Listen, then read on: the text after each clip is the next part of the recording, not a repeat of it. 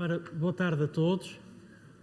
Isto vai ser difícil. Agora estou aqui na dúvida se devemos conduzir esta sessão no modo enérgico ou no modo mais emotivo, mas como o tema é Is Technology Killing Talent, às vezes que mantemos isto aqui a meio, entre o emotivo e o enérgico, acho que suficientemente enérgico para nos manter também, enfim, atentos. Depois do almoço é sempre um desafio, como disse o Fred. Nós temos um filme para começar, eu pedi para passar o filme, depois fazíamos as apresentações e seguíamos com o painel.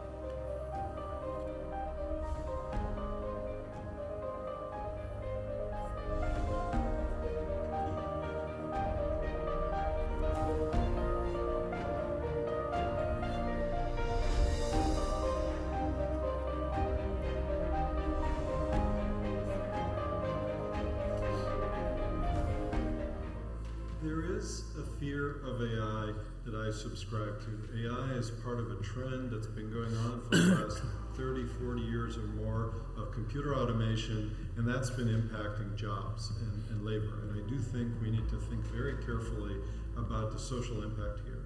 There's a whole nother story about the existential risk of AI, and that's really Frankenstein complex. Okay, that's people being scared of computers taking over, or robots taking over, and frankly, that's Hollywood hype. That's not reality. We have to separate the science from science fiction.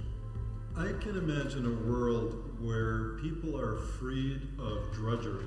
We used to have toll operators standing there and taking 25 cents. We don't have that anymore. Now we have people working in coal mines, which is not healthy. We have all kinds of jobs that are either incredibly boring, incredibly dangerous, just not fulfilling. We can take those away and increase by an order of magnitude the number of scientists, the number of poets, the number of artists, the number of people who are creators or makers, and people making things for their creativity, for each other, as opposed to earn a buck. To do that is not just a technology problem. We also, as a society, have to make sure that people can achieve a decent living.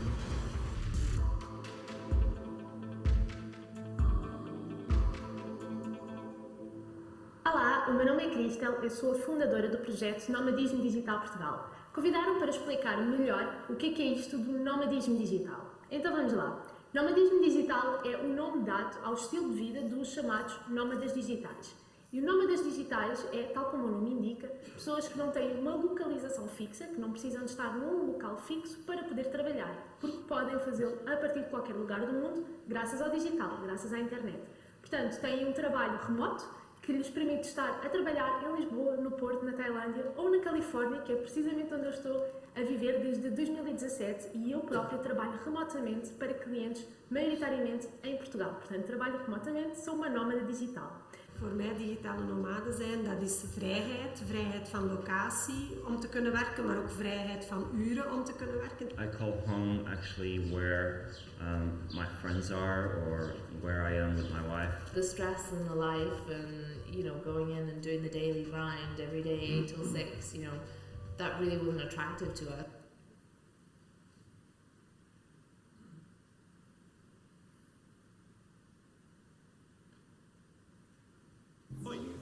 Randstad. En ik geloof, morgen kan alles. Toch? Tuurlijk. Precies, dat bedoel ik. En kom eens mee. Deze Wiskit hier houdt gewoon hekjes buiten de deur. Lukt het? Lekker hoor. En kijk haar eens. Zij is... Hé, wat doet dat? Oké, cool. Dat kan allemaal, hè? Net als hier. Wie is de chef dan, jongens? Wie denk je? Ja, jij natuurlijk. Dat wist ik wel. Maar, mijn broer, is dat wel van morgen? Zeker wel. Oh ja, nu zie ik het. Oh. Zo. Nee, maar dat gaat hartstikke goed. En wanneer kan hij weer alles? Morgen. Precies. En jij? Moet jij ook niet eens in beweging komen? Oh, hoe dan? Nou, kansen liggen overal. Het is een kwestie van samen vooruit blijven kijken. En dan? Dan morgen alles. Zo is het. En jij? Wat doe jij morgen?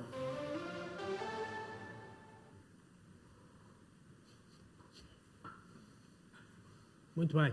Bem, penso que acabou o filme. Temos aqui muito material para trabalhar. Enfim, mas eu quero começar, antes de mais, por agradecer à PDC o convite que fez para estar aqui, agradecer a vossa presença, agradecer a presença dos nossos oradores. Eu fui convidado para ser orador e depois fui também convidado para ser moderador ou dinamizador, como se diz agora. E como prometeram 2 cachês, eu aceitei e, portanto, tenho aqui esta dupla função, esta esquizofrenia de tentar não privilegiar, enquanto Fernando Resina moderador, o Fernando Resina orador, dando-lhe mais tempo do que aos restantes, mas vamos lá ver se isto corre bem. Bom, uma pequena apresentação muito rápida para conhecerem um pouco melhor os nossos oradores. A começar por aquela ponta, Nuno Manalva, licenciado e mestre em Ciência Política e Relações Internacionais pela Universidade Católica Portuguesa, é docente universitário, desempenhou funções de assessor diplomático do Presidente da Assembleia da República, vice-presidente da ITEC Oeiras e Oeiras Invest, administrador de empresas em Cabo Verde e Timor-Leste, vogal da direção do Tagus Park e está aqui na qualidade de assessor do Presidente da CIP, da Confederação Empresarial de Portugal. A seguir temos João Duarte, que é licenciado em Economia pela Universidade Federal de Pernambuco, com um doutoramento em Economia pela University of Illinois e foi investigador da University of Cambridge. É professor atualmente da nova SBE e tem estudado designadamente o fator do trabalho nas transformações estruturais da sociedade e sobre isso nos vai falar um pouco. A seguir temos Henrique Paranhos, licenciado pela Faculdade de Ciências da Universidade de Coimbra, é founder e CEO da WeLead Software e da WeBrand Agency, é co-founder da Remote Shift, é a primeira conferência de trabalho remoto que se realiza em Portugal, é formador de marketing digital e eu tirei aqui algo que me pareceu interessante, do LinkedIn, que diz viciado em criatividade, respiro marketing digital e campanhas impactantes, alimento-me de copywriting e bebo da experiência das marcas, vivo para a realidade digital. Enfim, e por aqui temos um bocadinho de colorido também na vida do Henrique. Assim temos o Gonçalo Viana, é licenciado em Engenharia Informática pelo Instituto Superior Técnico, uma pós-graduação em Digital Enterprise Management pela nova SBE e tem formação executiva da London Business School. Ingressou na Randstad em 2008 e atualmente é o CIO desde 2015 e entre outras funções e projetos, e pareceu-me este interessante, tem vindo a acelerar a transformação digital do negócio e foi responsável pela implementação da Digital Factory da multinacional do nosso país, um hub de desenvolvimento de apps com uma equipa de mais de 30 developers de várias nacionalidades. E finalmente temos o Gonçalo Gaiolas, é licenciado em Computer Science pelo Instituto Superior Técnico, tem o Certificate of Management da University of Berkeley, programa de gestão intensivo da nova SBE também, há aqui uma grande predominância de IST nova. Não foi combinado. É Vice-Presidente of Community and Ecosystem da OutSystem e também tirei do LinkedIn, e já pedi autorização para fazer esta citação, Half Geek, Half Digital, Half Leader, yes, that was on purpose. Like to work where technology pushes business over the edge, where digital is not longer a service department, but true leader inside the company. E é mentor de startups nas horas vagas. Finalmente eu, Fernando Resina da Silva, eu sou advogado, tenho o curso de Direito da Faculdade de Direito de Lisboa, tenho 3 anos de Engenharia do IST, do Instituto Superior Técnico, portanto, de facto, uma preponderância, mas eu achei aquilo muito difícil, mudei para Direito, até hoje não mudei mal. Eu sou advogado, sou sócio da Vieira de Almeida e Associados, sou também membro do Conselho de Administração e tenho, enquanto profissional, trabalhado em todos estes processos de transformação digital que envolvem todas estas tecnologias, desde a cloud, big data, IoT, blockchain, inteligência artificial, etc., muitas coisas que aqui falamos. Bom, muito obrigado a todos mais uma vez. Vamos então fazer aqui um breve enquadramento antes de passarmos às perguntas Eu lia talvez aquele enquadramentozinho que consta do programa, porque eu penso que dá o âmbito e o escopo que nós vamos aqui discutir, e que diz o seguinte: a falta de talento digital é hoje uma realidade global e também nacional. Sendo a transformação digital para o digital uma realidade em todas as organizações, a atração de investimento estrangeiro e o crescente número de centros de competência que estão a abrir no mercado nacional agudizam ainda mais esta situação. O que estão as empresas a fazer para captar talento, o que valorizam, como será o futuro do mercado de trabalho. É este o nosso tema. E nem de propósito, foi publicado há 2 dias, enfim, penso que se calhar muitos da audiência terão tido a oportunidade de ver, o ranking mundial do talento da IDM, Institute for Management Development, de 2019, que diz que Portugal é o 23º melhor país a atrair e reter talento. Caiu 6 lugares em relação a 2018. Portugal é o 23º país a atrair e reter talento, de acordo com o ranking mundial de talento internacional Institute for Management Development, que avaliou áreas como investimento e desenvolvimento, a atratividade e a preparação das pessoas em 63 economias mundiais. Há coisas que são, de facto, menos boas, para não dizer más, registando um menor desempenho nas áreas da formação profissional de trabalhadores, estamos em 58º lugar, experiência internacional dos quadros superiores, 54º, crescimento da força laboral, 50º, justiça, 50º também, prioridade dada à atração e à retenção de talento das empresas, 48º, motivação dos trabalhadores, 47º, preparação das FIAs, 45º e implementação de estágios, 41º. Há, no entanto, alguns sinais que são bons e que são traduzidos no seguinte: ainda assim o ranking avalia fatores como a percentagem de mulheres na força laboral, com Portugal em 4º lugar do ranking, a despesa do governo por estudante do ensino secundário, que ocupa a 5ª posição, as competências linguísticas, a 7ª posição, a menor exposição à poluição de partículas, 9º lugar, o rácio professor-estudante do ensino secundário, 11º lugar, o número de licenciados em ciências, 11º, e a disponibilidade de trabalhadores qualificados em 13º lugar. O topo do ranking, já agora, é dominado por países europeus de pequena e média dimensão. Em comum, estas economias têm um forte nível de investimento na educação e uma elevada qualidade de vida. Lendo só esta última parte, até parece que nós poderíamos encaixar. E se não encaixamos, somos capazes de ter o potencial para o fazer. Enfim, e é sobre isto que eu queria, enfim, falar um pouco convosco também. Eu começava pelo Nuno. Enfim, a CIP, a Confederação Empresarial Portuguesa, é um espelho do que é a realidade empresarial do país. O que é que a CIP pensa destes temas, como tem tratado, que iniciativas é que tem lançado? Muito bem. Boa tarde a todos. Antes de mais, obrigado pelo convite. Eu, tentando acordar do estado zen em que o Fred nos deixou, ia começar por dizer que, como todas as boas histórias, isto começou com Era Uma Vez.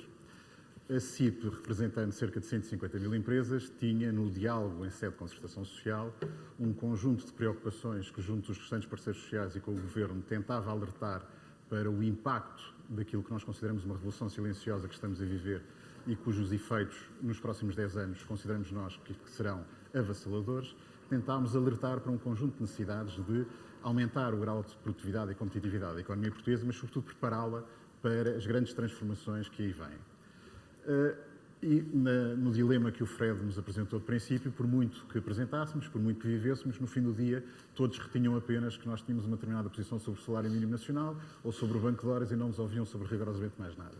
E, portanto, tivemos a necessidade de criar dentro da própria CIP um Conselho Estratégico para a Economia Digital, e onde, reunindo as principais empresas deste setor, tentámos perceber quais eram os grandes desafios que aí vinham e como é que nós poderíamos, honrando a sigla CIP, na lógica de participar e antecipar, como é que nós poderíamos verdadeiramente contribuir para o desenvolvimento da sociedade portuguesa, da economia portuguesa, emprestando alguma reflexão e alertando os próprios agentes económicos por um lado, mas também os parceiros sociais por outros, como é que poderíamos ajudar a essa mesma transformação. E de imediato, num protocolo que tínhamos com a Universidade Nova SPE, decidimos encomendar um estudo sobre o impacto da automação e da digitalização sobre o futuro do trabalho, no qual atingimos resultados, ou diagnosticámos resultados perfeitamente avassaladores e que o João tratará de mencionar a seguir. A seguir a isso, percebemos que tínhamos que sair imediatamente da nossa zona de conforto e ir para o terreno, falar não só com as empresas, alertá-las em primeiro lugar e depois, então, com o resultado desse mesmo diagnóstico, alertar também o Governo para aquilo que aí vinha. E compartimentámos esse estudo numa primeira fase com o impacto regional e sectorial e andámos pelo país todo, recolhendo os melhores exemplos das empresas nacionais que tinham conseguido incorporar a digitalização e a automação nos seus ganhos de produtividade e de competitividade, nos seus próprios mecanismos de produção e, sobretudo, tivemos o cuidado porque temos a noção de que com esta revolução silenciosa estamos à beira ou do maior impacto sobre o trabalho em Portugal na história da economia portuguesa, ou sobre a melhor oportunidade de sempre para darmos um salto hiperqualitativo na nossa capacidade de exportação, de competitividade e de produção. E, portanto, como estamos habituados a ir em busca daquilo que de melhor podemos fazer, decidimos ir para o terreno, convidámos essas empresas apresentaram-nos o que é que estavam a fazer, sempre com a preocupação, porque os números, como o João terá a oportunidade de revelar a seguir, são verdadeiramente impactantes, tivemos sempre o cuidado de tentar perceber como é que essas mesmas empresas incorporavam esses ganhos em termos de digitalização e de automação, sem com isso suprimirem postos de trabalho. Tivemos o cuidado, sobretudo, de buscar as empresas que melhores políticas internas tinham de requalificar os seus próprios ativos e de, com isso, não lançar para o desemprego centenas de milhares de pessoas. Fruto disso, no passado dia 22 de outubro, no Congresso da CIP, aqui no Estoril, tivemos a oportunidade de lançar, em conjunto com a Universidade Nova, o Observatório Português para a Requalificação Profissional, no qual estamos a tentar envolver várias entidades, incluindo o Governo, e onde percebemos que o país tem uma necessidade de requalificação brutal, que pode atingir quase 1 milhão de pessoas, e que nos próximos 10 anos, e que é preciso fazer alguma coisa, quer em termos de políticas públicas, quer em termos do envolvimento das próprias empresas, porque há uma coisa que nós na CIP temos a certeza, nada se faz na economia portuguesa sem a liderança das empresas, e portanto terão que ser as empresas, em conjunto com o Governo, a liderarem esse processo. E preocupados com isso, lançámos este observatório na tentativa de mapear a nível nacional quais são as reais necessidades das empresas, na tentativa de construir programas tailor-made que, em conjunto com o sistema universitário e politécnico português, mas também com as próprias associações empresariais e com as empresas especializadas em formação que existem no mercado, termos o cuidado de, tão tailor-made quanto possível, irmos ao encontro das necessidades das empresas e ajudarmos as empresas a requalificar esses mesmos ativos. Todos nós ouvimos diariamente os problemas da sustentabilidade da segurança social. Imaginem se nós não formos bem-sucedidos. Todos nós ouvimos que Portugal tem um déficit de competitividade internacional. Imaginem se não absorvermos estes novos desafios que a digitalização e que a automação traz. E, portanto, como somos amigos da iniciativa privada e estamos fartos de que nos tirem a iniciativa, ou que nos privem dessa mesma iniciativa, o que hoje em dia propomos é exatamente um envolvimento do sistema empresarial no seu todo, um envolvimento profundo do Governo. Aliás, não é por acaso que, depois de termos feito isto durante um ano, o próprio Governo hoje apresentou como um dos seus pilares fundamentais a requalificação profissional. Finalmente, sejam bem-vindos. E, portanto, o que nós queremos verdadeiramente é envolver todos estes agentes na tentativa de que o país possa, quase com sentido de missão nacional, ter a capacidade de ir ao encontro das necessidades das empresas e, pelas empresas, com os trabalhadores, poder requalificar as pessoas e poder abarcar de forma positiva e poder ganhar a competitividade e a produtividade e o nível de exportação que nunca conseguiu atingir na sua história, mas a transformar isto que parece uma catástrofe numa enorme oportunidade. Muito bem, enfim, na sequência disso passava a palavra ao João. O João, enfim, professor da Nova. A Nova tem trabalhado, como trabalha em muitos outros setores, mas o João tem se dedicado em particular ao fator trabalho nas transformações estruturais, que é o caso. Eu sei, o estudo chama-se, corrijam-me se eu estiver errado, o futuro do trabalho em Portugal, o imperativo da requalificação. Eu perguntava aos nossos, se nos podia dar, enfim, um bocadinho das conclusões do estudo e já agora também perguntava, em face do estudo e da sua experiência, o que é que o país pode mudar, o que é que isto pode aproveitar em termos de particular de força de trabalho nesta revolução digital e o que é que foi de facto o impacto desse estudo. Muito bem. Boa tarde a todos, obrigado pelo convite. Sim, o estudo, como o título indica, o imperativo da requalificação é, no fim ao fim, é exatamente a grande conclusão deste estudo, né? Que, de facto, o futuro do trabalho será, digamos assim, céu aberto, céu limpo, se de facto for aproveitada essa oportunidade, e essa oportunidade só pode ser aproveitada de forma concreta através da requalificação. Daí o título ter exatamente o imperativo da requalificação.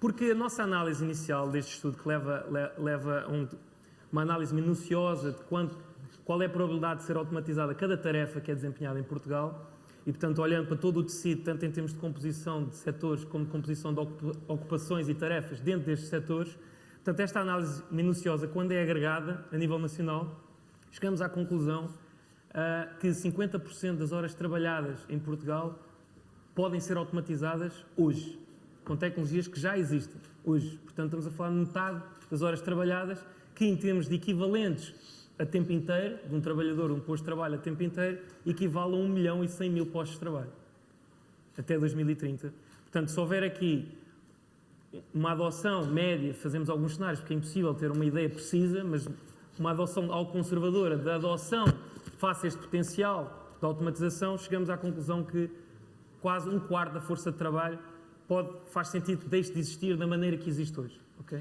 Da maneira que as tarefas são desempenhadas.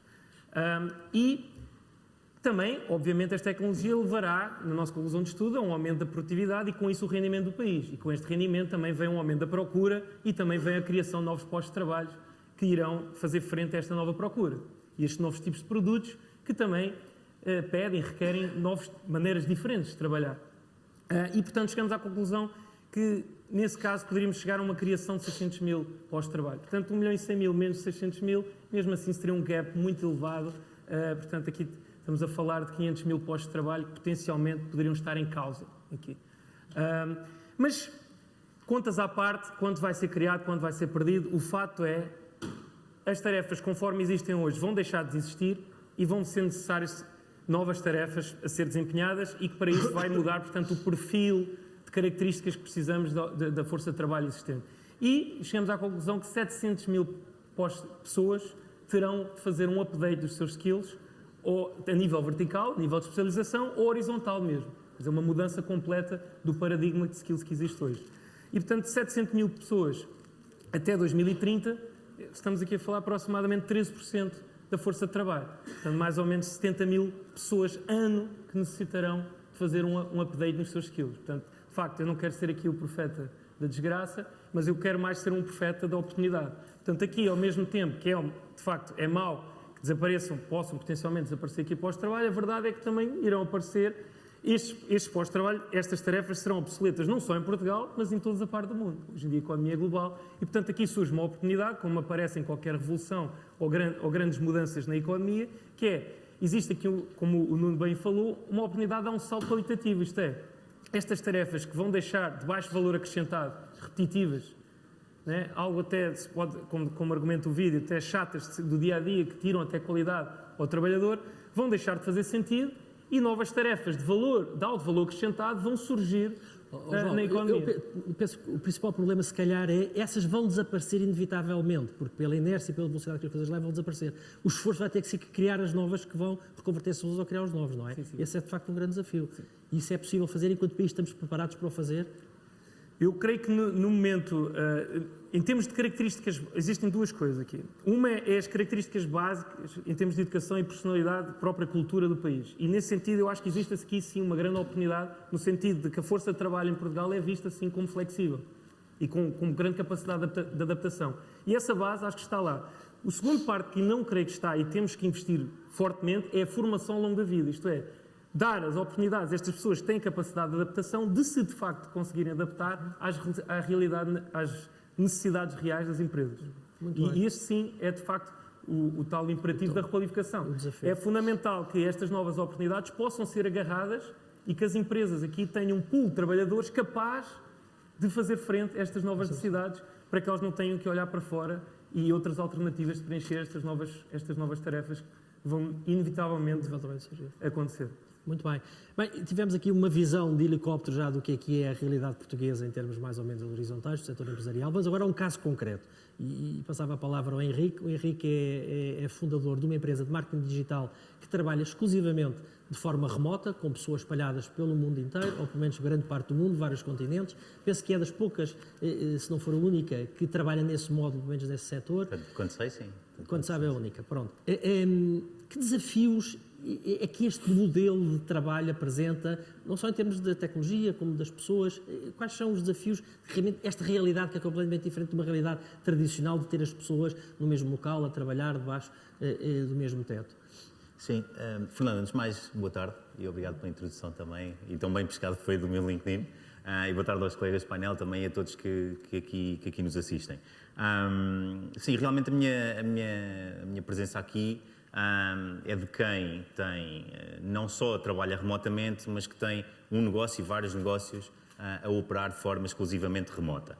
Eu só, a título de enquadramento, eu gostaria de fazer só uma contextualização do que é que podemos definir como trabalho remoto. Okay? O que é isto do trabalho remoto? Há essencialmente 3 formas de trabalhar remotamente. Temos o remote friendly, remote first e remote only. São 3 conceitos, peço desculpa se ser em inglês, mas normalmente é assim que os definimos. E quando falamos remote friendly, eu se não estou em erro, penso que será a maior parte da realidade das empresas em Portugal, do tecido empresarial, permite trabalhar pontualmente, permite a cada colaborador trabalhar pontualmente. Algumas empresas, vejo o colega a discordar e seria excelente entrarmos neste debate. Vocês interrompam-se uns aos outros, à medida que acharem. Não vais transformar isto num painel de discussão de futebol, mas podemos interromper uns aos outros. Então neste enquadramento, nós temos algumas empresas, eventualmente as maiores, que têm alguma flexibilidade, que permitem alguma flexibilidade para os seus trabalhadores, de trabalhar pontualmente, um dia por semana ou 2 dias por semana, a partir de casa ou a partir de onde quiserem. Okay? Tanto quanto sei, é mais ou menos esta a realidade do tecido empresarial português. E depois temos as empresas que operam no modo remote first, que é aquilo que definimos quando tem pelo menos um colaborador que está 100% do seu tempo a trabalhar de forma remota. E porquê é que definimos isto como remote first? Porque, apesar desta empresa operar de forma tradicional, ou seja, tem um escritório físico, onde a maior parte dos trabalhadores estão lá, há pelo menos um trabalhador que trabalha de forma remota e deve sempre pensar na realidade deste trabalhador, ou seja, que está, quando se faz uma reunião dentro um caso muito prático, quando se marca uma reunião, agenda-se uma reunião dentro da empresa, devemos sempre pensar naquele colaborador que está ou no fuso horário ou que está remotamente a trabalhar para a empresa e que deve participar também nesta reunião. E depois existe um terceiro enquadramento, que é o remote only, e é aqui que nós nos enquadramos, enquanto agência de marketing digital. Tanto quanto sei, somos a primeira e única agência de marketing digital a trabalhar de forma exclusivamente remota. Ou seja, o que é que isto significa? Não temos um escritório, possamos dizer, como fixo, um local onde juntemos todos os trabalhadores, mas nós estamos a trabalhar e a entregar serviços na área do marketing digital e desenvolvimento web a partir de várias cidades de todo o país e também, como o Fernando bem enquadrou, a trabalhar de várias partes do mundo, no Brasil, na Venezuela e na Colômbia. Agora, passemos então, respondendo à sua questão, Fernando, quais são os desafios? São enormes, não é? Nós, naturalmente, passamos os mesmos desafios que passam todas as outras empresas. Ou seja, temos clientes mais simpáticos, clientes menos simpáticos, temos os mesmos desafios de recursos humanos, todos os nossos trabalhadores também têm expectativas de subir na carreira. No entanto, aquilo que posso considerar que nos diferencia é a forma como comunicamos, a forma como trabalhamos, como entregamos o trabalho. Não é o output final, mas a forma, o método como o aplicamos no dia-a-dia. E esse é que é o grande desafio, o desafio de comunicar com alguém, por exemplo, que está noutro fuso horário. Okay? Estarmos inseridos num projeto de 10, 15 pessoas, em que temos um prazo e que temos colegas a trabalhar em diferentes fusos horários e que até podem ter uma cultura de trabalho completamente diferente da nossa. Okay? Portanto, são algumas dos maiores desafios que encontramos ao longo do caminho. Agora, também a verdade é que a tecnologia, no nosso entender, veio criar mais oportunidades do que obstáculos, ou seja, porque é a tecnologia que nos permite trabalhar de forma 100% remota. Okay? Nós substituímos aquela que era a experiência de uma reunião presencial com uma videocall, uma videoconferência com Skype ou outra ferramenta qualquer. Nós temos chats que utilizamos só para discussão de projetos internos. Nós temos plataformas de gestão de projetos e gestão de tarefas. Portanto, é de facto a tecnologia que nos permite trabalhar neste modelo. Ou seja, não dizemos enquanto agência de marketing digital que gostamos do digital só porque é trendy ou porque nos interessa vender serviços aos nossos clientes. Nós trabalhamos de forma nós defendemos o digital ao ponto de trabalhar única e exclusivamente dessa forma, ok? Portanto, aqui tal como os colegas também vemos as novas tecnologias e o digital como uma oportunidade, acima de tudo, mais do que um obstáculo, um desafio. Muito bem. O Gonçalo, não sei se estava a querer discordar de alguma coisa ou não. Sim. Não? Pronto. Mas- Discordar era, antes todas as empresas portuguesas efetivamente tivessem este espírito de Mentalidade remote aberta, friendly e tivessem esta abertura para trabalhar. Mas isto também está ligado à tecnologia, porque é necessário as empresas também Pois era adaptarem-se isso, era tecnologicamente isso que eu lhe ia para conseguirem perguntar. fazer Enfim, isso. o Gonçalo tem a visão de uma empresa global, cujo core é a força de trabalho, são as pessoas, são aqueles que de facto nós aqui estamos a discutir e é a nossa principal preocupação. Como é que a tecnologia pode ser um fator de atração e retenção de talento? A vossa experiência, o que é que nos diz? Deixem-me começar, por exemplo, por falar do meu caso pessoal. Eu já estou quase na segunda vaga de tecnológica dentro da própria Randstad e cada vez que trazemos a tecnologia para dentro das nossas organizações e transformamos todos os nossos processos, o que fica é muito mais humano. Portanto, efetivamente o que vemos é que o potencial, e vemos o caso do Joel há pouco, o que fica em termos depois do que é toda esta transformação, porque a tecnologia compra-se, é muito simples comprar-se. Agora está na missão de todos nós, como os líderes, conseguir cada vez mais que ter na nossa agenda a atratividade, pensarmos nos recursos humanos, pensarmos efetivamente qual é que é o propósito da nossa organização e como é que este propósito se alinha com cada um de nós e cada um individualmente de nós. Portanto, a tecnologia, como a Randstad vê e como eu próprio vejo, é que só trará cada vez mais para cima da mesa a parte da humanização dos postos-trabalho. Muito bem. Bom, e agora aqui ao Fernando Resina, moderador, que pergunta ao Fernando Resina, orador. Fernando Resina, o que é que tu achas das implicações legais da transformação digital no mundo laboral? Enfim, vou-vos dar só algumas ideias de alguma reflexão que temos feito também fruto da nossa experiência e do acompanhamento destes processos. De facto, nós vivemos hoje num dia em que fala-se muito da quarta revolução industrial e, de facto, esta revolução é diferente, porque as outras foram motivadas por uma mudança tecnológica principal. Tivemos a máquina a vapor na primeira, depois a eletricidade na segunda, depois a terceira ao computador, e esta quarta, de facto, é um manancial de tecnologias que a certa altura torna-se muito complicado de saber como é que cada uma delas e elas em conjunto vão impactar, porque temos a internet e tudo isto é possível, o trabalho remoto é possível porque temos a banda larga, e quando vier o 5G, então tudo isto torna-se um novo mundo, vai ser uma revolução ainda maior. Mas depois temos a inteligência artificial, temos o machine learning, temos o blockchain, temos o big data, temos a Internet of Things, eu sei lá o quê. E, de facto, o que é complexo de gerir é a implicação de todas elas, ao mesmo tempo, naquilo que é a relação de trabalho. E isto leva à alteração dos modelos de produção.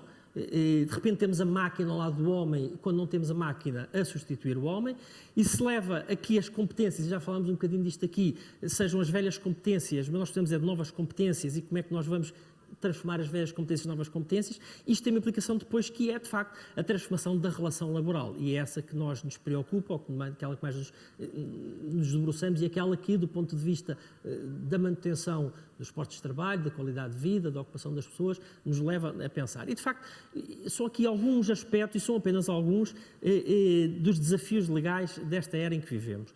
E o primeiro é o enquadramento desta nova relação laboral. É que nós estamos habituados a ver, e o paradigma da lei é do contrato de trabalho.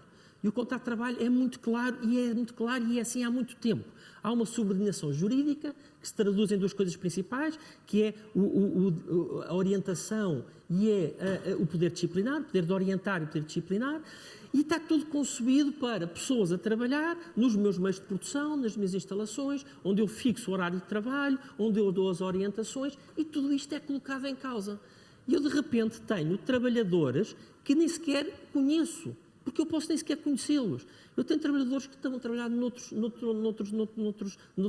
fusos horários, em que o poder de direção é quase nulo.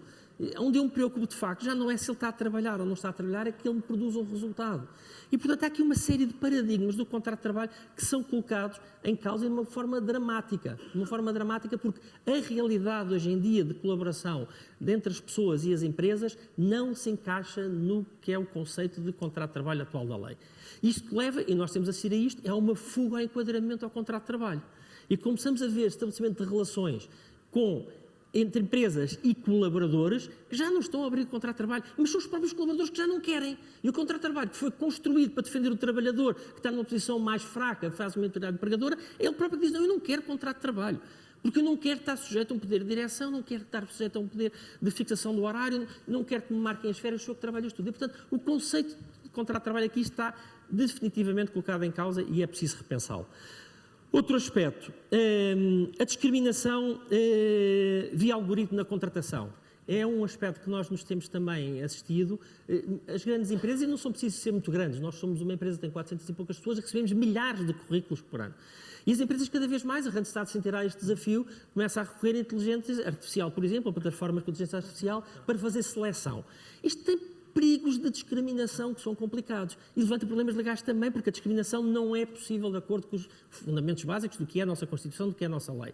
E, de facto, há aqui questões éticas, já não só do ponto de vista legal, que são também importantes. É outro desafio. Depois, os novos modelos de remuneração. Estas pessoas já não querem saber qual é o ordenado que ganham ao mês. E se têm 13º mês e têm subsídio de Natal, eles têm subsídio de férias. Elas querem ser remuneradas pelo resultado. E nós também queremos remunerar pelo resultado. Isto é um desafio legal também, porque o direito à remuneração, o estabelecimento dos salários mínimos, dos acordos coletivos de trabalho, são colocados em causa, porque já não é em função do tempo de trabalho, mas é em função de um output que é diferente daquilo que nós estamos habituados. Isto é um desafio legal também. Depois temos a questão da monitorização do trabalho e da privacidade. A tecnologia cada vez é mais invasiva.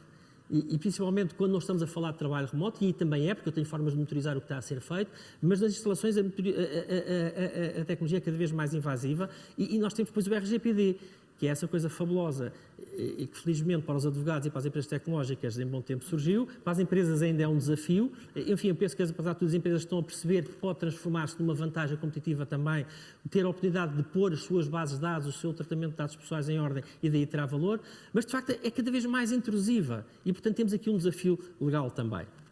Depois, a retenção dos trabalhadores qualificados. Nós já vimos aqui que há muito pouca mão de obra e é preciso as empresas investirem na sua mão de obra. Mas o problema é que esta mão de obra é cada vez mais flexível, cada vez muda mais de emprego. E como é que uma empresa pode assegurar que o investimento que antes fez um trabalhador não vai para água abaixo porque ele decide mudar? A lei hoje em dia tem mecanismos, mas são mecanismos que não funcionam. Ele tem que me compensar para poder sair. Quer dizer, eu estou a arranjar aqui uma grilheta de ouro, então ele depois não pode sair porque não tem forma de me compensar, mas eu não quero um trabalhador que tenha satisfeito por estar ali. Isto também é um desafio legal e que compete, enfim, ao legislador resolver. Depois, horários e organização de trabalho, já falámos nisto. O paradigma é completamente diferente. Depois, já não me faltam muitas, a regulação das novas profissões. Nós, de repente, temos data scientist. É uma profissão que não existia há alguns anos. Temos coisas tão fabulosas como eu tinha ouvido falar de treinador de robô. Quer dizer, isso são profissões que nós temos muita dificuldade sequer em aferir da qualidade da prestação de serviço. Um data science, me parece que um algoritmo para fazer um processo de seleção nas candidaturas, eu não tenho a capacidade de saber se aquilo de facto tem bias ou não tem bias, se está a fazer discriminação, está a discriminação. E portanto há aqui um problema de responsabilidade do trabalhador, da empresa perante os terceiros, que é algo também que a lei tem que ver. Depois o problema do equilíbrio trabalho-vida privada. Nós todos procuramos, as novas gerações querem muito, mas o que é facto é que a tecnologia na qual trabalhamos é a tecnologia que é a nossa tecnologia de lazer e nós não conseguimos estar a jogar um jogo sem de vez em quando irmos ver qual é os e-mails. Isto é um equilíbrio também complicado que a lei está a tentar de alguma forma resolver, mas está ainda muito para trás. Depois o gap geracional. Este é um problema também que é um problema legal, que é complicado, porque as antigas gerações querem estabilidade, as novas gerações querem flexibilidade. Como é que eu, dentro da mesma empresa, para as mesmas funções, consigo agradar a gregos e troianos? Há aquele que quer estabilidade e aquele que quer flexibilidade. Isto é um desafio que também que a lei tem que resolver. Depois, e já me falta um pouco, o papel dos sindicatos. O papel dos sindicatos é fundamental. Nós precisamos de sindicatos. Goste ou não se goste, sob a forma como cada um atua, eles são essenciais para coligir e organizar os direitos dos trabalhadores. O problema é que no trabalho remoto o sindicato perde poder, porque o sindicato nem sequer sabe quem é que são a força de trabalho que pretende de alguma forma organizar. O sindicato não consegue reunir e saber o que é que essa força de trabalho precisa. Portanto, qual é o futuro da negociação e da contratação coletiva para este setor de trabalho remoto? É muito complicado. Agora, isto também vai levar a maior litigância. E, portanto, há aqui também uma matéria legal que é complicada. Depois, os despedimentos por desadequação. Isto é uma coisa que a nossa lei já prevê há algum tempo. despedimentos por adequação. Não há forma daquele trabalhador se adequar. Bem, eu não conheço nenhum caso de despedimento por desadequação e não deve haver muitos, com certeza. Mas a realidade é que as empresas não vão poder suportar pessoas que não se querem requalificar ou não se conseguem requalificar. E essas pessoas vai ter que se fazer alguma coisa. E, portanto, será que vamos começar a utilizar este mecanismo que é violento, mas está previsto na lei? Como é que o vamos utilizar? Qual vai ser o critério de escolha? É algo complicado. Enfim, eu termino por aqui. Acho que já são desafios legais suficientes e dar aqui um favor. E, enfim, um flavor. Se quiserem depois, enfim, também pronunciar sobre isso, com todo o gosto, gostava de saber a vossa opinião. Bom, e agora vamos fazer a volta ao contrário. E falava aqui com o Gonçalo. Eu saltei o Gonçalo, não saltei, ou não? Sim. Saltei o Gonçalo. Mas isto é um painel. Não, mas pronto, dinâmica. saltei o Gonçalo, peço desculpa, saltei diretamente para aqui. Mas agora então vamos para o Gonçalo. Bem, a OutSystems é uma empresa que desenvolve uma plataforma tecnológica que está a competir por talento de topo e depois para a operação desta plataforma tecnológica é também preciso pessoas, são precisos recursos humanos. Como é que estão a mudar os perfis digitais, os skills dos trabalhadores para trabalhar com estas tecnologias? Ótima pergunta. Boa tarde a todos. Eu, por defeito profissional, pergunto sempre às pessoas que conhecem a OutSystems, só está melhor, isto há 5 anos atrás ninguém levantava a mão. Muito obrigado. Muito obrigado. Já vou daqui um bocadinho mais feliz. Temos aqui um bom cliente aqui ao lado, mas passa a publicidade.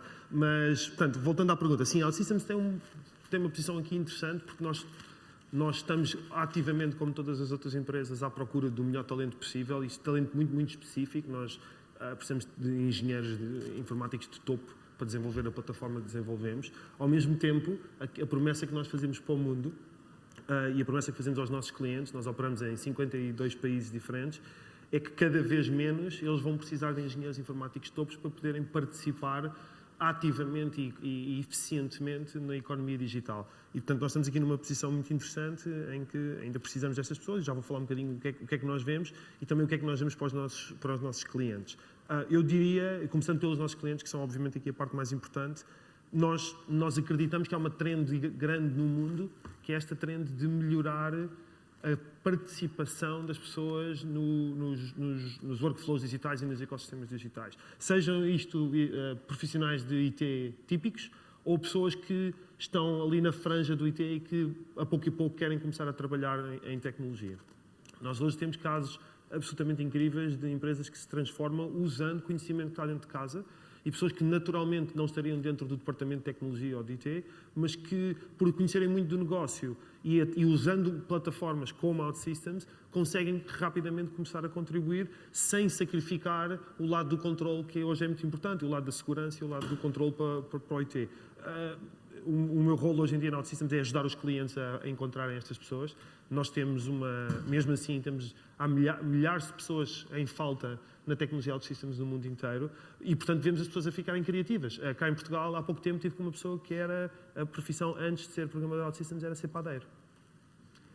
E é um excelente programador OutSystems. E também temos programadores que são programadores de 25 anos e se transformam em padeiros. Eu acho que o grande skill que nós vemos hoje em dia vai cada vez... isto correu mal, não foi? Vocês perceberam.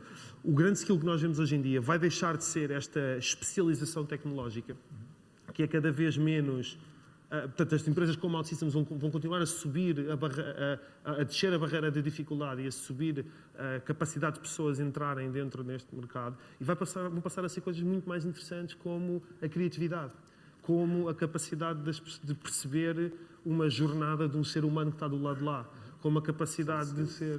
São skills até mais artísticos. Mesmo para quem participa então, dentro do digital. O background académico escolar pode ser completamente diferente, não é obrigatório ser um engenheiro informático ou programador, ou seja. A Gartner saiu um relatório há 3 semanas, que é uma coisa, eles chamam Maverick Report, porque não é mainstream.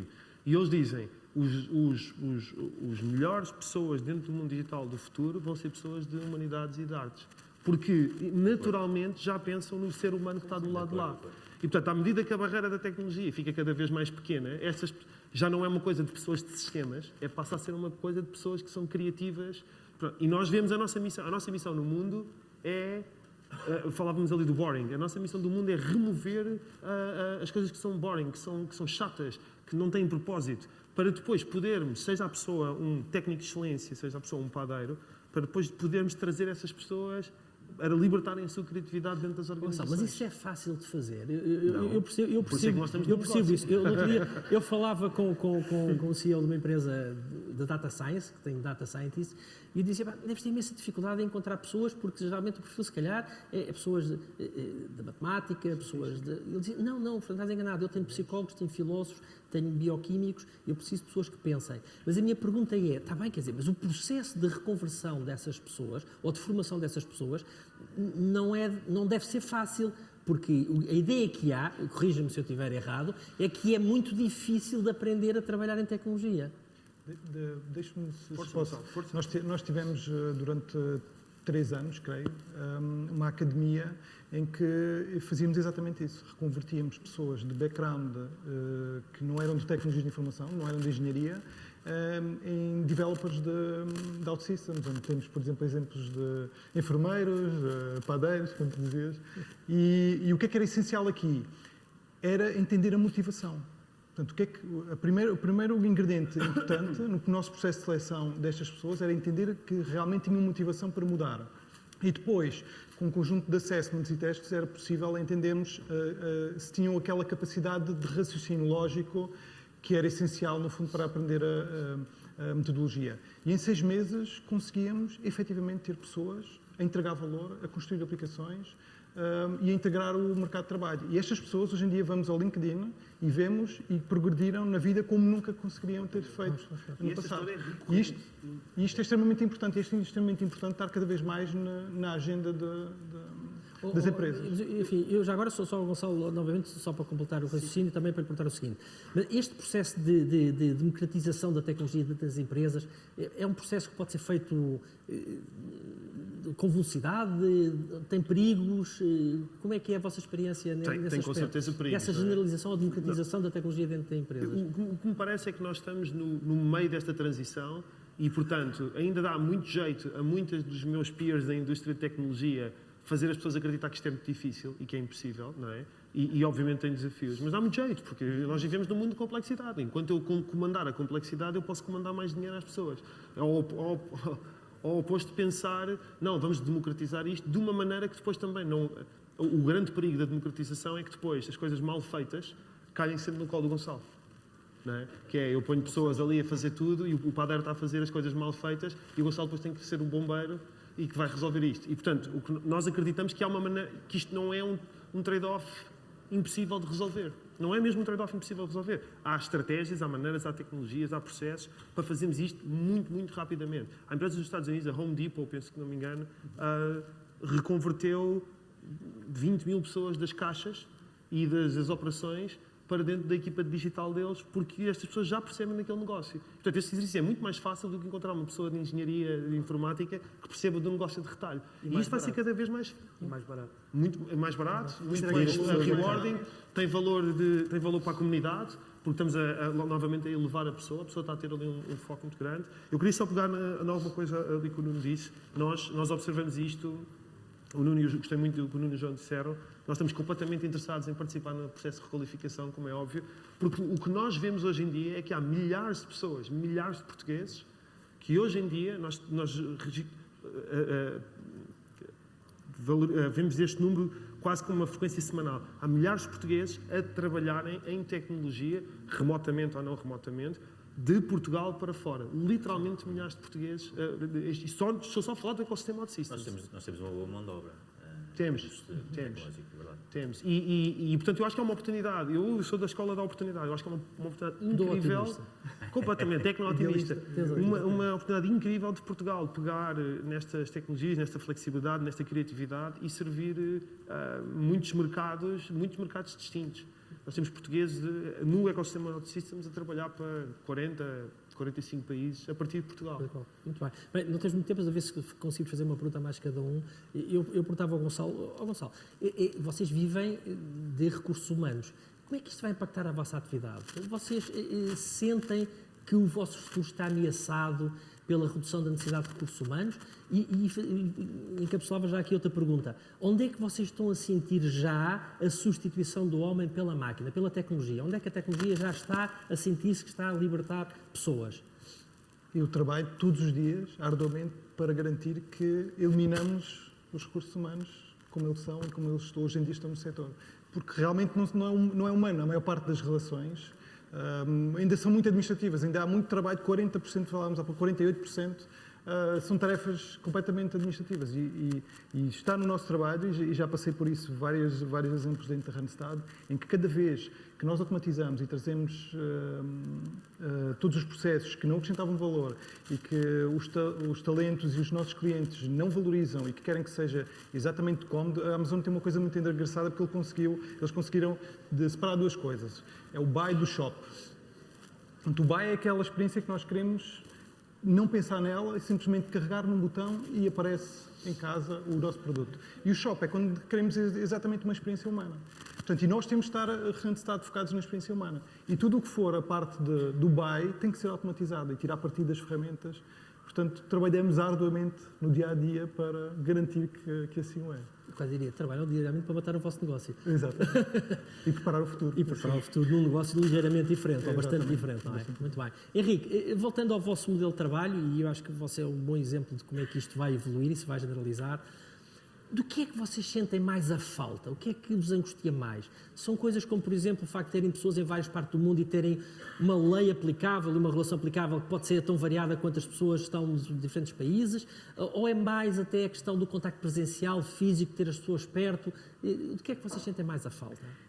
Excelente questão, que também é um clássico que nos é colocado, mas que importa sempre vir para cima da mesa e ser discutida. Acho que o nosso maior desafio, enquanto empresa legalmente estabelecida em Portugal, foram todos os pontos que o Fernando apontou.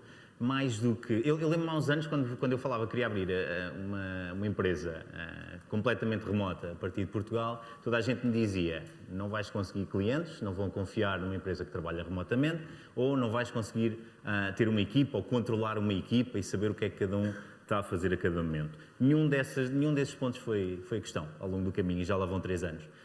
É claro que nem toda a gente se adapta, não vale a pena acharmos que de um momento para o outro toda a gente consegue trabalhar remotamente a partir de casa ou a partir de um cowork, ou seja de onde for.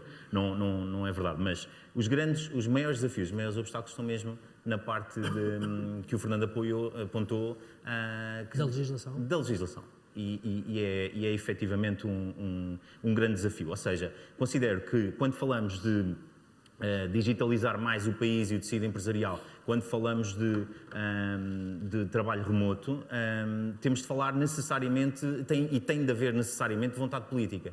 Okay? Tem de haver vontade e políticas que promovam para que isto aconteça. Porque, efetivamente, para mim é muito complicado. Por exemplo, como é que eu digo... relativamente às consultas de medicina do trabalho, um exemplo muito prático, uma coisa muito simples.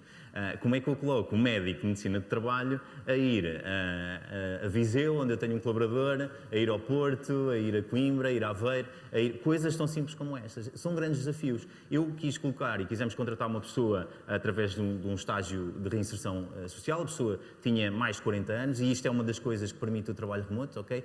Uma pessoa que pode com limitações físicas ou com limitações de saúde, pode trabalhar de onde quiser, da sua cidade natal ou junto da sua família, e nós quisemos contratar através de uma reinserção de estágio profissional. E mais um exemplo muito prático é que no contrato de trabalho, através de IFP para reinserção no mercado de trabalho de um profissional, exige que o tutor esteja ao lado fisicamente daquele colaborador. Okay? E este é um pequeno detalhe num contrato, uma coisa tão específica como isto, em que nos foram levantados imensos obstáculos. Portanto, Fernando, eu vejo imensas oportunidades com a digitalização do tecido empresarial, vejo imensas oportunidades, mesmo ao nível de talento, como falámos de captar e reter talento, com o trabalho remoto, mas é preciso, e é assim um grande desafio, olharmos para a questão legal e para tudo o que isso implica. Porque isso é mais relevante para vocês do que a própria presença física, essa não sentem tanto no... Eu sei que isto se calhar vai soar, vai ser um bocado radical para quem não tem a experiência do trabalho remoto. Mas eu posso-vos dizer que ao trabalhar remotamente, nós conseguimos coisas fantásticas que não tínhamos muitas vezes a trabalhar no modelo tradicional. E ao trabalhar remotamente, quando não temos de perder 2 horas no trânsito, a ir e vir do trabalho, eu consigo e dou-me ao luxo de ter mais tempo para aquilo que eu realmente quero. para estar com a minha família, para estar com as pessoas que me importam e por aí fora, ok? Portanto, não desvalorizamos o contacto presencial, não desvalorizamos isto que aqui está a acontecer, por exemplo, ok? É muito importante, tanto é que nós estamos a ganhar a prática de reunir toda a equipa de todo o mundo uma vez por ano, ok? Mas, efetivamente, para fazer o trabalho do dia-a-dia, não impomos a ninguém que tenha de se deslocar para um local fixo, ok?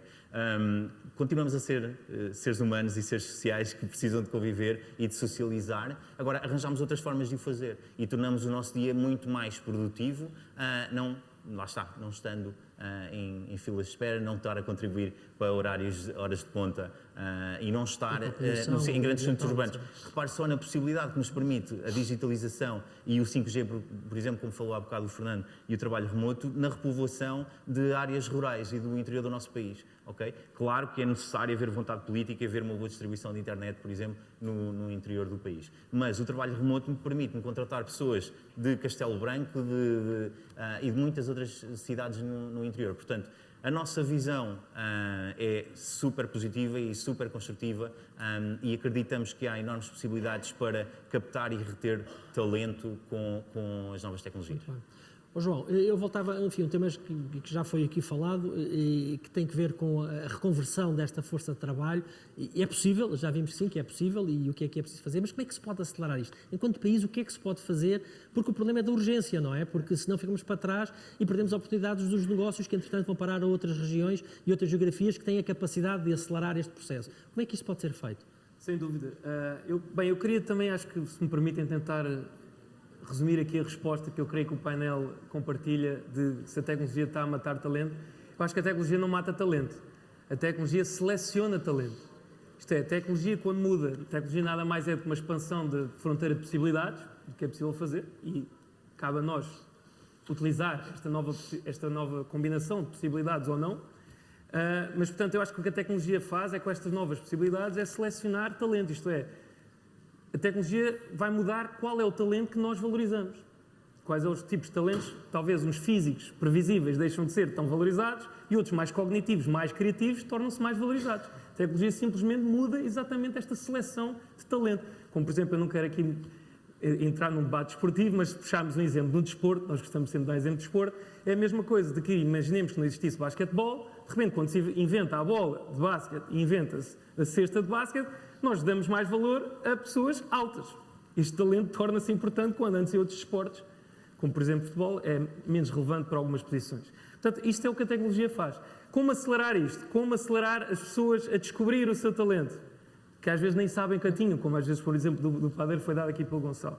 E este que nós queremos. Nós queremos é milhares destes padeiros e milhares de pessoas que fazem tarefas de baixo valor acrescentado para tarefas de maior valor acrescentado, até porque vão ganhar salários maiores e acho que esta é uma maneira muito mais sustentável de aumentar o salário do que só salários mínimos. Portanto, estes sim são salários sustentáveis porque são salários que trazem valor real para a empresa e, portanto, podem ser pagos. Como acelerar isto?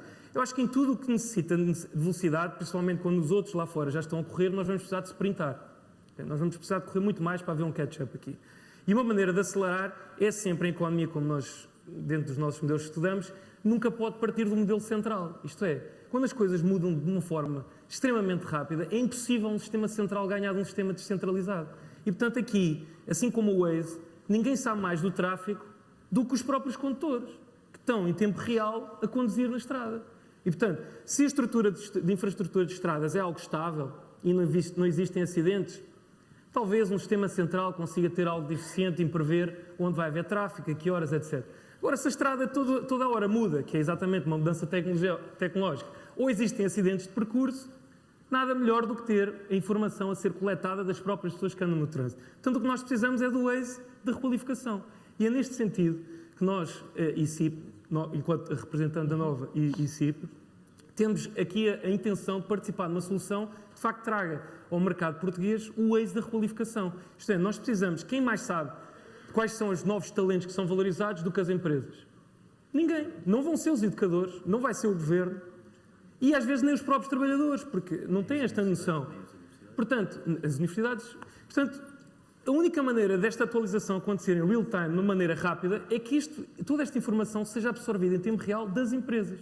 Portanto, nós precisamos que as empresas sejam proativas em se coordenar, em fazer parte de iniciativas como esta, onde se pode ter uma coleção deste mapeamento, quais são as reais necessidades das empresas, para que depois outros utilizadores, que existem outros utilizadores do Waze que não só os condutores, possam ter uma ideia onde é que está o tráfego, onde é que está o jam, onde é que as coisas estão bloqueadas, quais é que são os talentos que não está a andar. Nós temos aqui uma necessidade gigante, como aqui foi dito, milhares de postos de trabalho que necessitam-se hoje, mas simplesmente o nosso sistema está entupido em termos formativos. Portanto, nós precisamos deste Waze para que políticas públicas e políticas mais centralizadas possam ter a informação correta de onde investir para desentupir o trânsito na reconversão de força de trabalho. Muito bem. João, eu na sequência disto, fazia-lhe a última pergunta. Posso responder à mesma pergunta? Pode, mas eu até complementava com outra coisa. Da vossa observação, o tecido empresarial já está consciente desta necessidade e deste caminho? Vocês, enfim, trabalham com... E as PMEs aqui é a grande preocupação, porque as empresas maiores têm nível de sofisticação e têm possibilidade de estar mais atentos a estes fenómenos e de fazer os investimentos. As PMEs estão atentas para isto? Já há uma vaga de transformação digital nas PMEs que leva a aproveitamento e à conversão deste talento? Muito bem. Eu venho de ciência política, das coisas que mais ensinei aos meus alunos foi de que o que há mais difícil na evolução da humanidade é a mudança e a indução da mudança. E numa mudança de consciências e paradigmas é das coisas mais difíceis de conseguir. Utilizando há bocado o paradigma do Fred, se eu vos perguntasse onde é que estiveram este ano, no dia 25 de janeiro, provavelmente ninguém se lembrava. Eu e o João, nós lembramos bem. Estávamos aqui na antiga central elétrica a apresentar este estudo, rodeados de robôs a servirem cafés aos nossos convidados e com apresentações altamente digitalizadas. Nesse mesmo dia de manhã, a propósito do lançamento deste estudo e dos seus números, o líder de uma central sindical dizia: isto não passa de uma estratégia do patronato de conseguir flexibilizar os despedimentos em massa. Mudanças de mentalidade é o mais difícil de conseguir. O que nós estamos a fazer junto das empresas que representamos foi isto que vos descrevi há pouco. Tivemos um ano inteiro a fazer um roadmap e um roadshow pelo país inteiro, selecionando os chamados capitões da indústria, aqueles que mais incorporaram a mudança e que menos despediram, que mais requalificaram os seus próprios ativos, selecionando-os, pondo-os a falar para os seus pares, quer a nível regional, quer a nível sectorial, e induzindo aqueles que ainda não estão àquele nível de perceberem que ou apanham rapidamente o comboio ou ficam na estação e morrem. E o futuro está aí, e esta é a grande oportunidade de eles darem um salto qualitativo nos seus sistemas de produção e, sobretudo, nas suas exportações, que é das coisas mais importantes para o país. E, portanto, o que nós estamos a fazer, é óbvio que as empresas não estão todas sensibilizadas para isso, a maior parte das empresas nem sabe como conseguir essa mesma transformação. Muita da requalificação profissional que é feita, muita da formação contínua que é feita, não é feita com os melhores resultados. Um dos objetivos deste observatório é medir especificamente os resultados de cada processo de requalificação, e por isso temos um sistema de validação muito exaustivo a esse nível, e, portanto, mudar consciências não é só, enfim, com as centrais sindicais, é também com as empresas, com os empresários, para que eles percebam rapidamente a mudança que aí vem. Não me querendo repetir, gostava de terminar dizendo o seguinte: Portugal está à beira de uma de duas coisas, ou do seu maior colapso social e económico, pela perda maciça nos próximos 10 anos de pelo menos 700 mil postos de trabalho, ou está à beira do maior salto qualitativo da sua competitividade, da sua produtividade e da sua capacidade exportadora. Muito bem. Enfim, já passámos ligeiramente o tempo que nos tinha sido dado. Não sei se alguém quer fazer um comentário final. Eu acho que saímos com essa mensagem de otimismo e de oportunidade. Vamos ver se conseguimos aproveitar. Conseguiríamos certamente, fazemos voto que isso. Estamos todos aqui, pelo menos, interessados em que assim seja. Muito obrigado pela vossa presença e muito obrigado também pela vossa atenção a este painel. Boa tarde.